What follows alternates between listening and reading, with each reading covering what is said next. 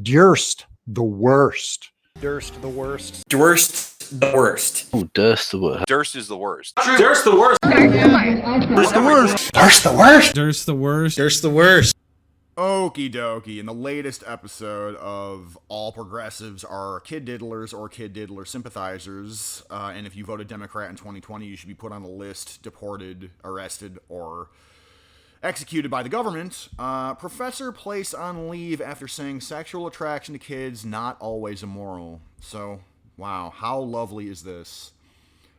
A Virginia University, scroll. Virginia University has placed an assistant professor on administrative leave after the educator sparked heated backlash for saying it isn't necessarily immoral for adults to be sexually attracted to children. Okay, the cattle car is this way. Oh my god. Alan Walker, who teaches sociology and criminal justice at Old Dominion University, probably teaches why, the Kenosha rioters are just engaged in an insurrection and shouldn't be treated like criminals because that's racist. But Kyle Rittenhouse defending himself, that's white supremacy, right? Probably talks about that sort of stuff in between justifying pedo shit. Made the controversial comment while discussing, quote, minor attracted persons and pedophiles during a November 8th interview with the Prostasia Foundation, a San Francisco-based child protection organization. Sounds like a pornography production company.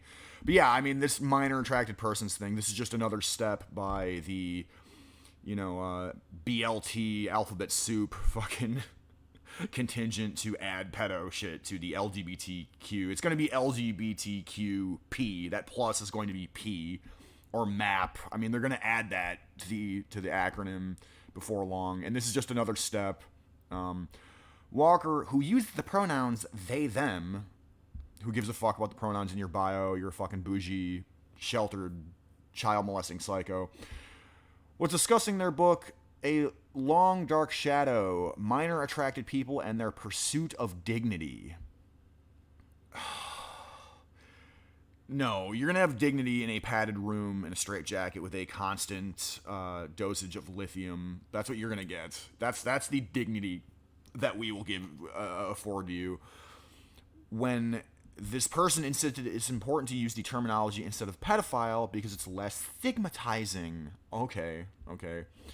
In a statement Tuesday, the school said it placed Walker on administrative leave, but this person's not going to get canceled or anything. You only get canceled if you say there are two genders, you say that white people have a right to exist, if you say, Kyle Rittenhouse deserved to defend himself in Kenosha, that, maybe black people should think twice before forming a flash mob and burning down the 7-Eleven and attacking random people, blocking ambulances. You get canceled from society if you say those things. You don't get canceled from society if you're this creature saying that, the word pedophile is too stigmatizing. Quote, reactions to Dr. Walker's research and book have led to concerns for their safety and that of the campus.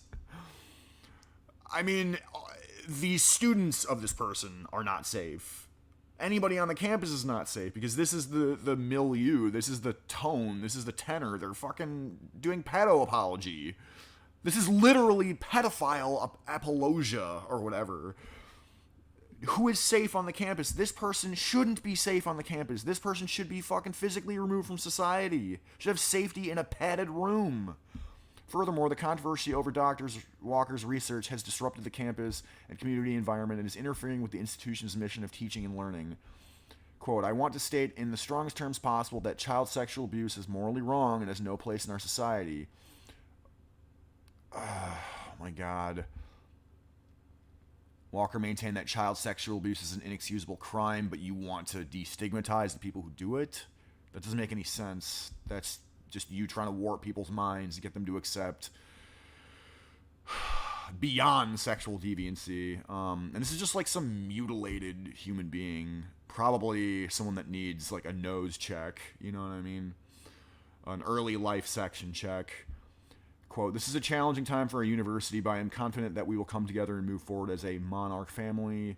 Walker had acknowledged that the use of the term minor attracted persons, or MAP, suggests to some that it's okay to be attracted to children, but said labeling anyone wholly by their sexual desires doesn't indicate anything about their morality.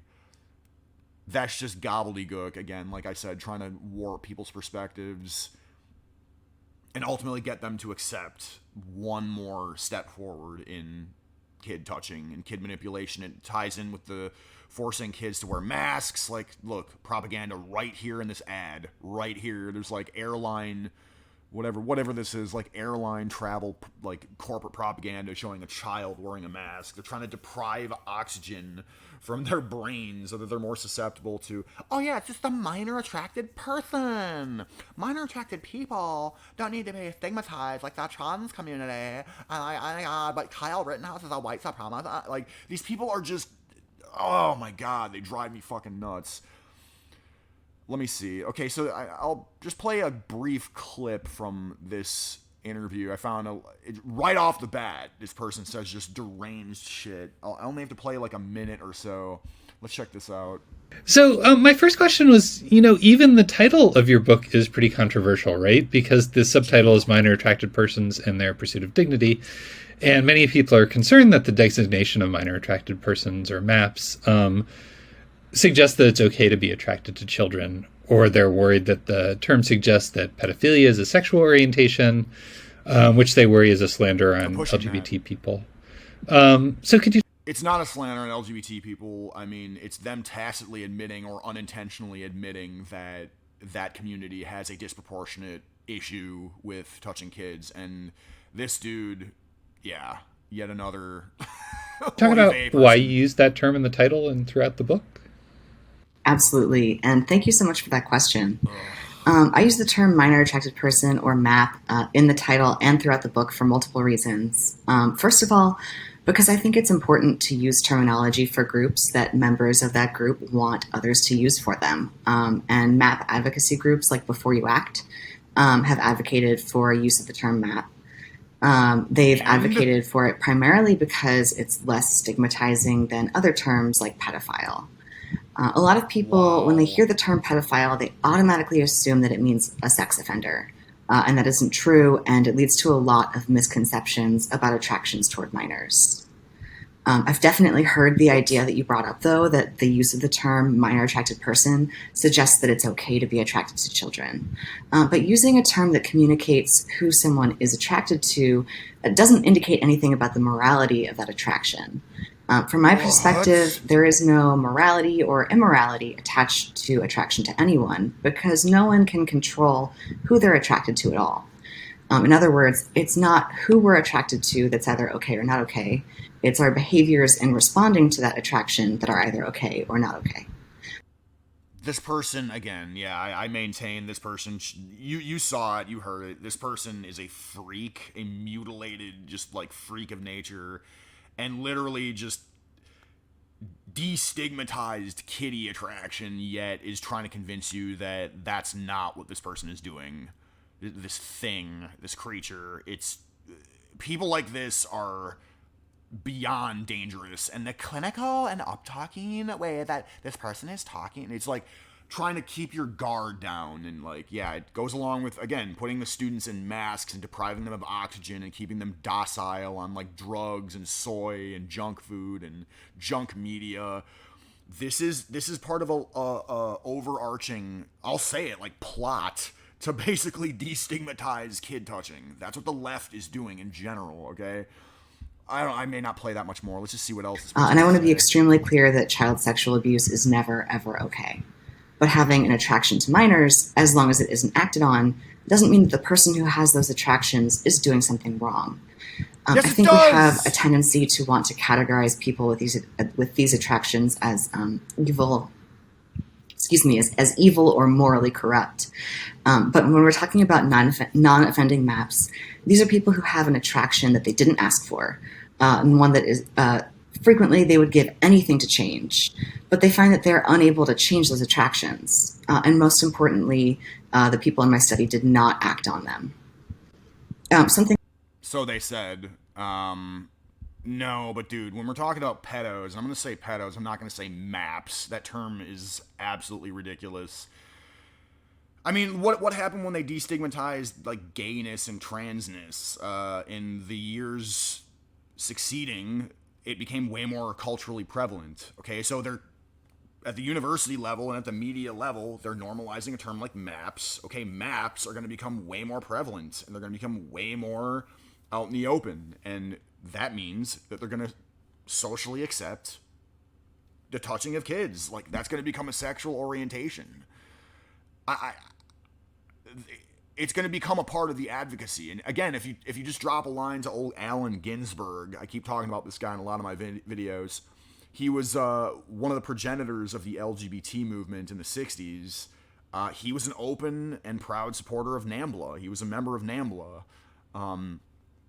This movement, from the word go, has been trying to normalize kid touching.